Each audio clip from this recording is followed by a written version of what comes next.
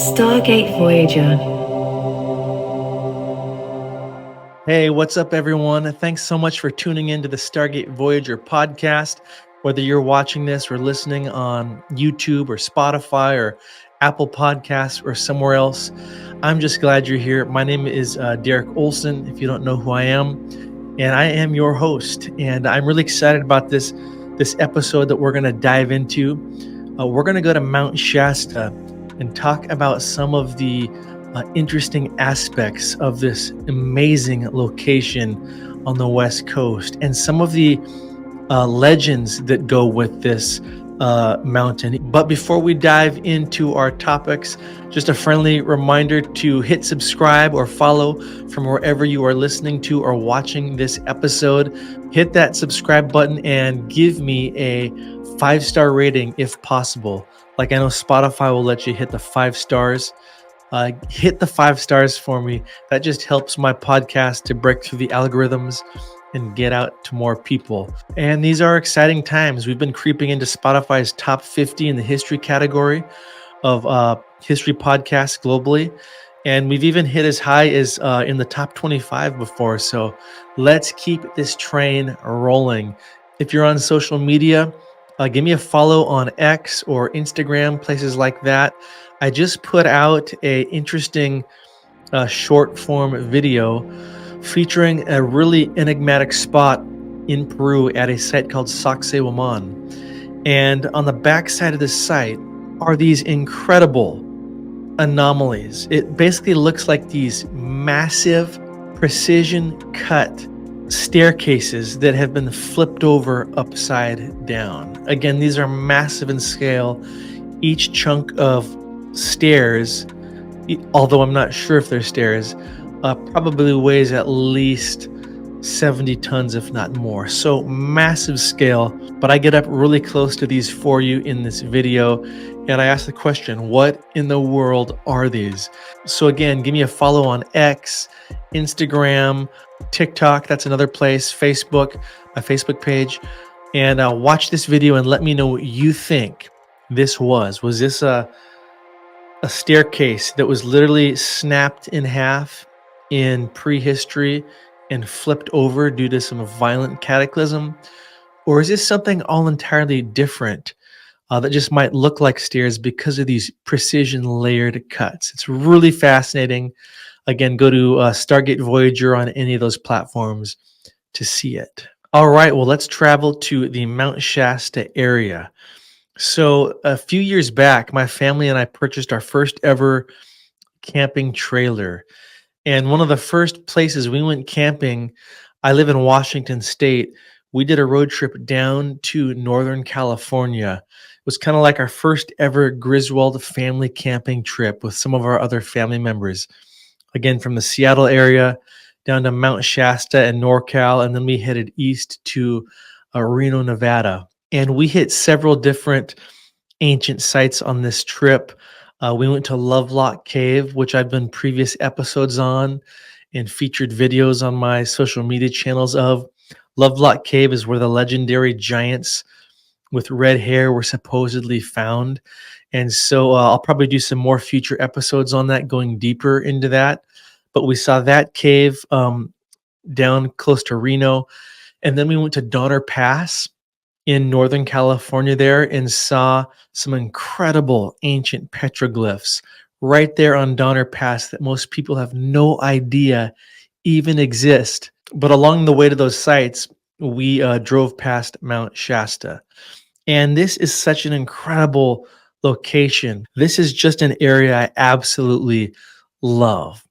You know, when you're approaching Mount Shasta on I-5, when you get to about, I think it's called Wairika, California, you're heading south.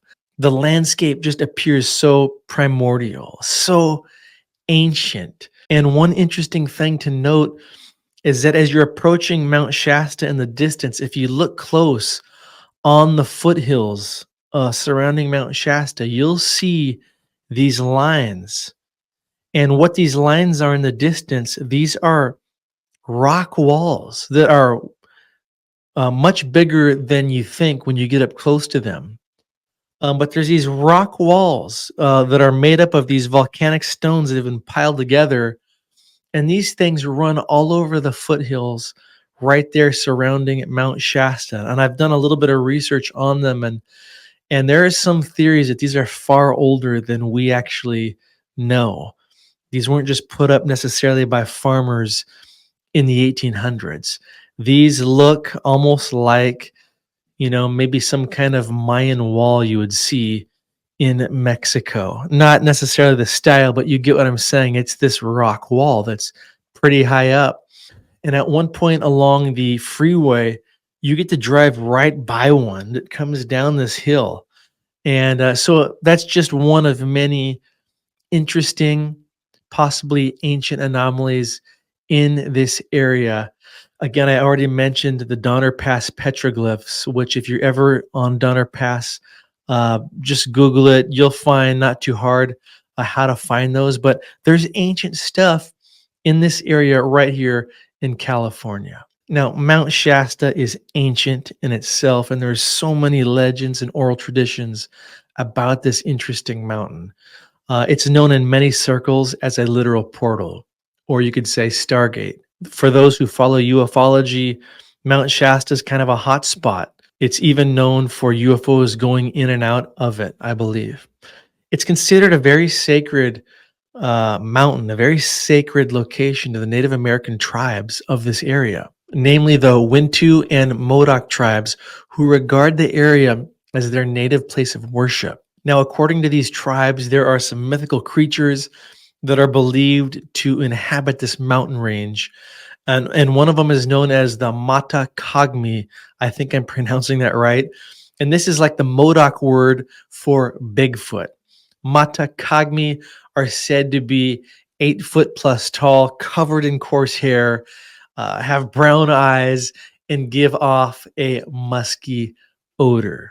No, this is not really a Bigfoot podcast, but I thought I would share that because it's a little bit relevant to Mount Shasta and the native tribes of this area. Now, thousands upon thousands of people literally make pilgrimages here every year. It's like a mecca to the New Age community. And this is mostly due to the legend of Lemuria that says somewhere deep beneath the mountain is a complex world of tunnels and a hidden city called Telos or Telos. And this is home, supposedly, to an ancient community of people, again called the Lemurians. Now, as you look into the legends of Lemuria, you're going to find reports of people, even in modern times, who have reported seeing living 7 foot plus tall creatures or humanoids with long, flowy hair on the mountains. And people in the know who follow this stuff believe that these 7 plus foot tall entities are basically the offspring or descendants of the surviving ancient Lemurians who once lived under the mountain. Now, a lot of that might sound pretty fanciful or out there to many, but there's actually a photo that I have. And if you're watching this on Spotify or YouTube, wherever you can see the video version of this right now, I'm going to show you the photo. This is somewhere on the backside of Mount Shasta. And as you can see, here is what looks like almost a megalithic door that has been carved into the backside of the mountain. You see cutouts, kind of like you might see in Peru at some of these sites, where it's layered cuts going in. But what's more is, instead of seeing some cave entrance or ancient looking entrance into the mountain, you see modern day doors that have been cemented in. It's like the original entrances were sealed off with cement, and then they put in their own door and put a lock on it. And so it's very interesting. You can see the scale of the doors with the guy standing next to it. And I'm actually going to do a deep dive on this, and I know who this gentleman is, and I'm going to try to get him on for an interview to talk to us more about uh, different legends of Shasta and these doors on the backside in particular, and how he came across them and some of the legends of Mount Shasta. So, Shasta is known for all these mysteries. It's known for subterranean tunnels, these Lemurians, UFOs, Bigfoot, but it's also known for people literally disappearing in and on and around the mountain. There's even modern day reports of people disappearing around this mountain. This is actually a real thing. What's more, it's also known for some legends of giants. And in this episode, I wanted to share probably the most famous giant legend regarding Mount Shasta. And this evolves around a guy named J.C. Brown. Now, as you look into the legend of J.C. Brown, this main figure, J.C. Brown, appears to have been a real person who lived in the 1800s and into the early 1900s.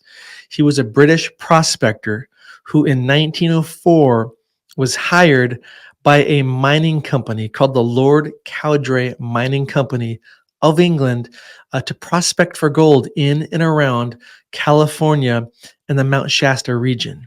Now, as the story goes, one day, J.C. Brown, he's out surveying on Mount Shasta, and he comes across this cliff.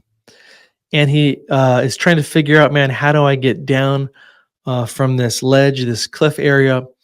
He eventually makes his way down to the bottom. And as he gets to the bottom of this cliff, he notices in the distance what looks kind of like a tunnel entrance at the base of this cliff. But as he moves closer to what looks like this tunnel, he can see that it's been blocked mostly by fallen rock debris. And so he begins digging and excavating around what he thinks is this tunnel entrance for a while. So he must have had obviously a shovel with him and some equipment because, again, he is there to prospect for gold. So eventually he clears his way through, and sure enough, there is a tunnel. And according to most reports, it is a large tunnel that appears to him to be man made, meaning this isn't just some natural cave on the mountain. This was made by somebody else. This was hand chiseled or hand carved out, hand dug, whatever. And according to reports, this thing was big, like 10 feet tall by almost 7 feet wide. That's one big tunnel.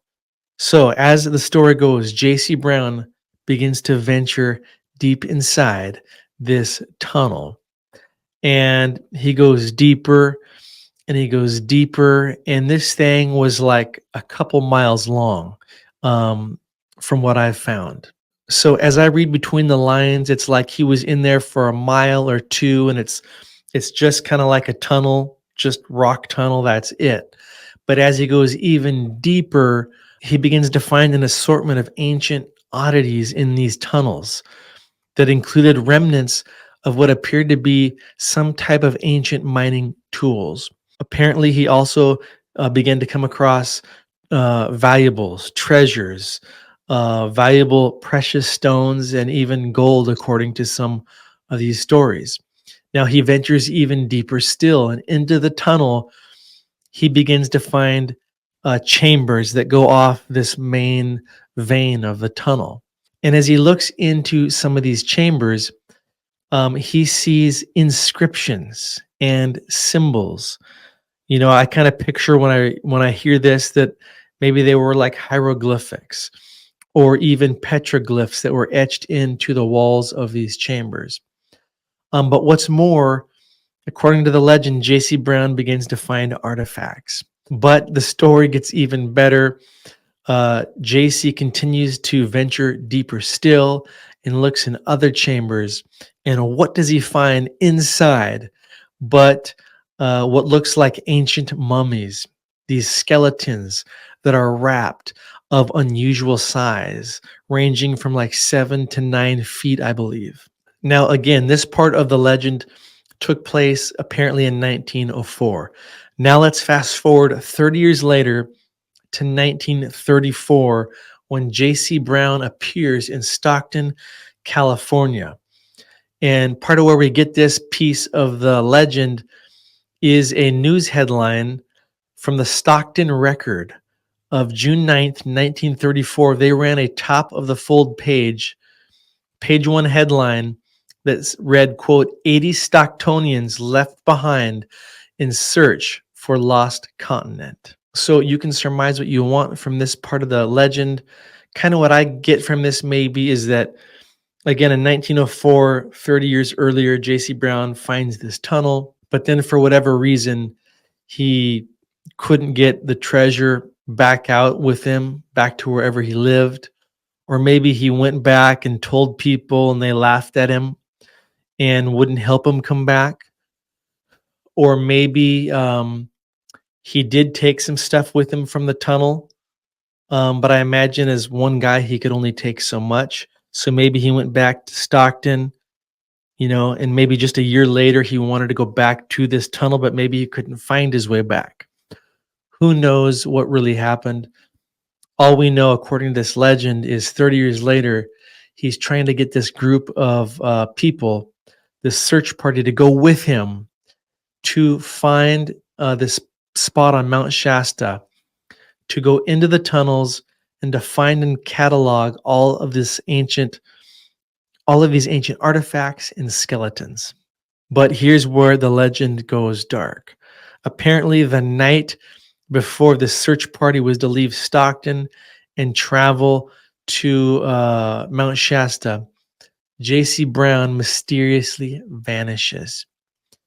And members of his expedition party suspected foul play. According to many reports, police were called in to investigate, but they found no reason for his disappearance to be a hoax. And J.C. Brown was never seen again, according to the legends. So that's just a little bit of the lore surrounding Mount Shasta, a place that is truly ancient, a place that is shrouded in mystery with all these legends and oral traditions. And again, like I said, that photograph of the back of the mountain is very, very intriguing to me.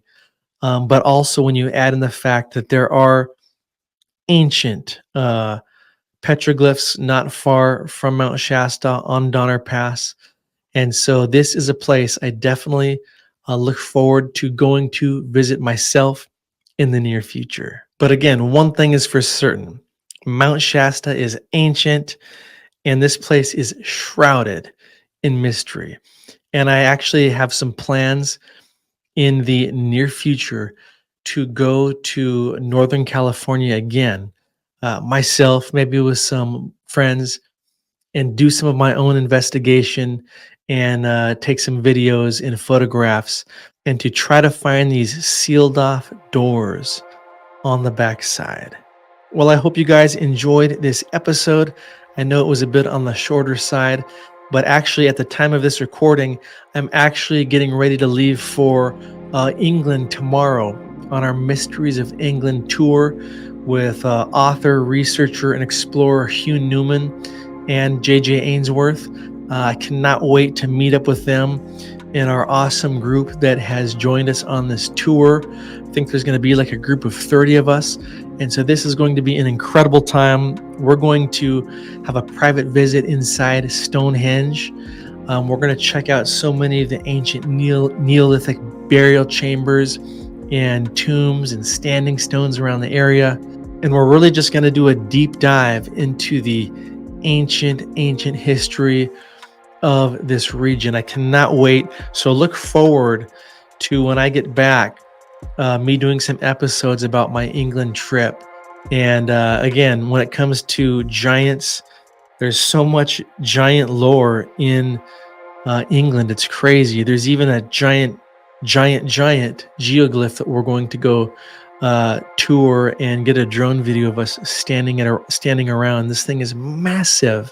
And we also plan to hopefully do some crop circle hunting.